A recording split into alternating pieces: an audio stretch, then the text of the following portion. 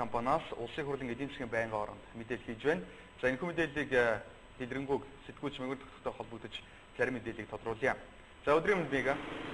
За өдрийн мэнд бига. Тэгэхээр улсын хурлын эдийн засгийн байнгын оронд за Эрдэс MJ компаниас 5 толгой орд газрын үйл ажиллагаатай холбоотой мэдээллийг яг одоо хийж байна. Тэгэхээр SBN-ийн шууд дамжуулах станц тэрийн одоос үзэж байгаа мэдээж байна. Тэгэхээр сүүлийн үед бол Эрдэс 5 толгой компани үйл ажиллагаатай холбоотой олон таагүй мэдээлэл нийгэмд бий болсон. За Эрдэс 5 толгой компани орд газрынхаа зарим төсвийг бас гадны хөрөнгө оруулалт арилж авсан гэх мэдээлэл байгаа.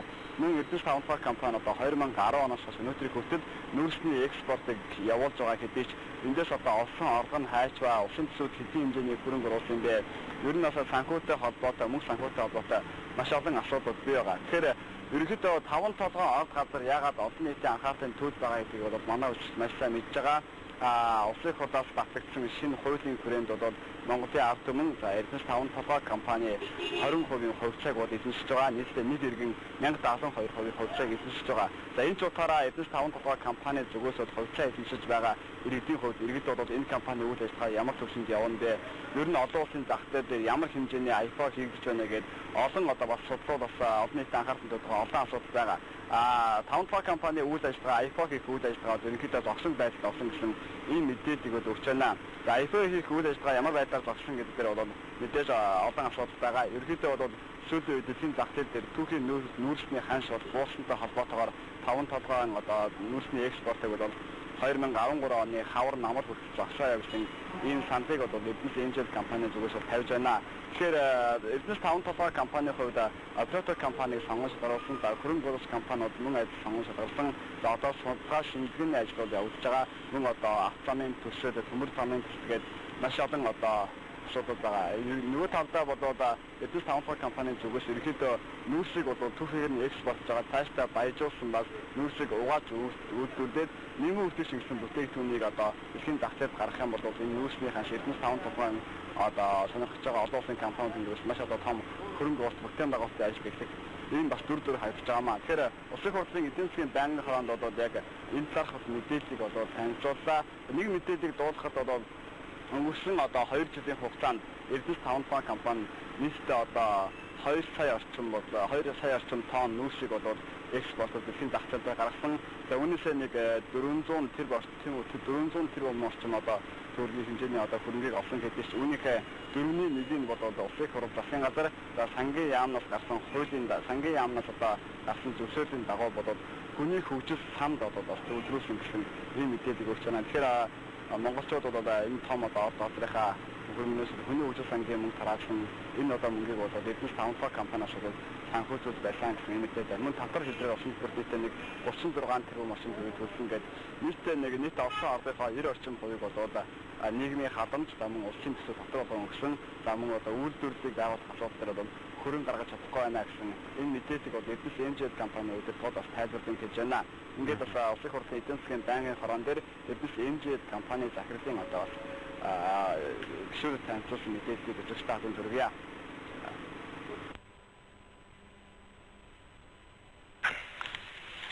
За тэгээд энэ уухатай холбоотой бол дэд үтсийн болон үйлдвэрлэлийн төсвүүд салшгүй холбоотой. Ингээд 5 толгой орд бол зөвхөн олборлолт уухаан төсөл биш учраас өөрөөр хэлбэл зохицолбор төсөл учраас нүүрс угаах баяжуулах үйлдвэр, усан хангамжийн төсөл, цахилгаан станц, эрчим хүчний хангамж, төмөр зам, авто зам гэсэн ийм үндсэн төсвүүдтэй бол салшгүй холбоотой. 2012 он бол Эрдэс 5 толгой компани болон 5 толгой ордыг ашиглах одоо үйл явцын хувьд маш чухал жил. Энэ амин чухал холбоотой төсвүүдээ бол эхлүүлж байгаа. Хамгийн нэлээд акцтай явж байгаа төсвүүд нь нүүрс баяжуулах угаах үйлдвэрийн төсөл, за цахилгаан станц, эрчим хүчний хангамжийн төсөл байгаа. За бусад төслүүд нь бол эхлэлийн байдалтай судалгаа за Есүс хараахан дурсаг байгаа. Тэндээс сонголтын өмнөх институт байгаа. Төмөр замтай холбоотой төсөл бол харьцангуй засгийн газар яамны төвшний шийдвэртэй холбоотой ийм байдалтай байгаа. За ингээд энэ дотроосоо бол уухаан олборлолтын үйл ажиллагаа, хөрөнгө оруулалтын хэмжээс дуусахгүй юм том бие даасан төслүүд байгаа. Үүн дотроос бол нүүрс баяжуулах угаах үйлдэл маш чухал. Өөрөөр хэлбэл одоо бид түүхийн нүүрсийг уухаагаас олборлол ямар нэгэн ялгалт хийхгүйгээр түүхийн нүүрсийг экспортлж байгаа. Хэрвээ одоо нүүрс баяжуулах ухаах үйлдвэрийг ойрын хугацаанд ашиглалтанд оруулах юм бол энэ бол Монгол улсын нэмийн үртгшин гэсэн үйлдвэрлэлийн бодлогыг дэмжих асуудалд за мөн компани өөрийнх нь эдийн засгийн хувьд бол маш их ач холбогдолтой. Угаасан нүүрсний үн боловч хүүхийн нүүрсний одоо зарц хүнтэй харьцуулах юм бол дор хаяж 2 дахин нэмэгдэнэ. Тийм учраас энэ асуудлыг бол ихэлсэн ингээд тендерсэл сургалт яваад Америкийн нэгдсэн улс, Австралийн хамтарсан Housing Target гэдэг компани угаах баяжуулах үйлдвэрийн зураг дизайн тезийг ажлыг үндсэнд дуусгаад ингэ явж байна.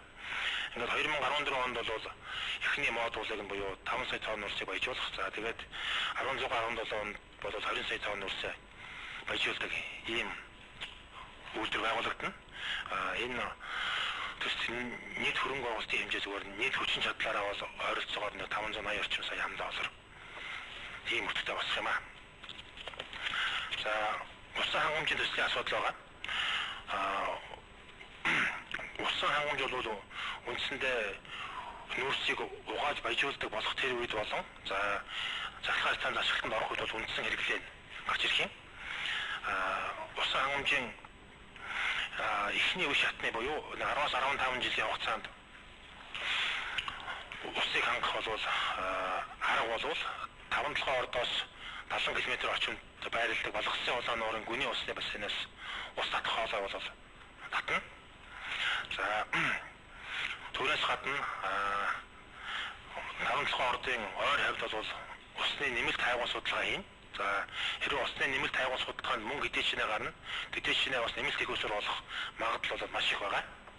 За мөн одоо засгийн газар яамны төвшөнд ярьж байгаа Монгол улсын хойд хэсгийн гол мөрнөөс тухайлах юм бол орхон говь, туу сонгон говь, хэрлэн говь зэрэг төсөөд хэрэгживэл урт хугацаанд бол 5-7 ордын усны хангамжид бол маш их ач холбогдолтой.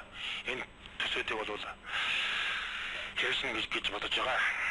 Тэгээд яг энэ асуудал руу усны ресторант бол харьцангуй нэг бусдаа ашиглах мөчөө удаашралтай байгаа. Түүнд шалтгаан байгаа. Тухайлх юм бол Өмнөгов аймгийн болон Сумын иргэд хуулийн дагуу аймаг орон нутгад гэрээ байгуулдаг, ус ашиглах. Тэгжээж тэнэс ололцоолт явуулах гэсрийг бол нэлээд эсэргүүцэлтэй байгаа. Аймаг нь бол Өмнөгов аймаг бол аймгийн тусгай хэрэгцээнд автсан юм байна лээ. Тэгээд тусгай хэрэгцээнээс чөлөөлж байж тусамтай гэрээ байгуулах асуудал яригдана ус ашиглалтаар. Тэгээд энэ асуудал дээр бол тодорхой хэмжээний хүндрэл бол орон нутгад байгаа. Ер нь хэлэхэд бол нэмэлт хайгуун судалгаа хийгээд усны их усүр олох боломжтой гэсэн Балгасын улаан нуураас усны хангамжийн үндсэн хэрэглээ хангахгүй бол 5-толгой ордыг ашиглаж одоо эдийн засгийн их гүрүүг шүтлэх асуудал байхгүй болно. Тэгээд 3 хөрөнгөний биржтэй гарах байдлаар өнгөрсөн жилээс хойш бэлтгэл хийсэн. Тэгээд хөрөнгө оруулалтын банкуд бусад зөвлөхөөтэй бол хамтран ажилласан. Энэ талаар засгийн газар болон төрийн эмчийн ороо бусад газруудад нэлээд хэрэггүй ярьсан. Тэгээд компани хувьд бол нэлээд бэлтгэл хийжсэн боловч 2012 оны 1 сараас эхлээд үндсэндээ энэ ажлаа бол төр хугацаагаар бол зогсоосон хүлээлтийн байдалтай байгаа. Тэгээд IPO хойшсон шалтгаан гэвэл одоо бодиттой хэд хэдэн шалтгаан байгаа юм. Нэгдүгээрт нь бол дэлхийн санхүүгийн зах зээл, олон улсын санхүүгийн зах зээлийн байдал бол маш муудсан. Одоо бол маш муу байна. Тийм учраас IPO хийх явдал бол гадаад орчинтой холбоотойгоор бол боломжгүй байна. Лав одоогийн үед. Тийм учраас бол 2013 оны хаврд намар хүртэл одоо хархан зүйтэй гэсэн юм байдалтай. За дотоодын үндсэн шалтгаанууд бол байгаа. Өөрөөр хэлбэл Эрдэнэ савн толгой компанийн хувьцааны тодорхой хувийг иргэддээ өгөх эзэмшүүлэх. Тэгээд иргэд нь бол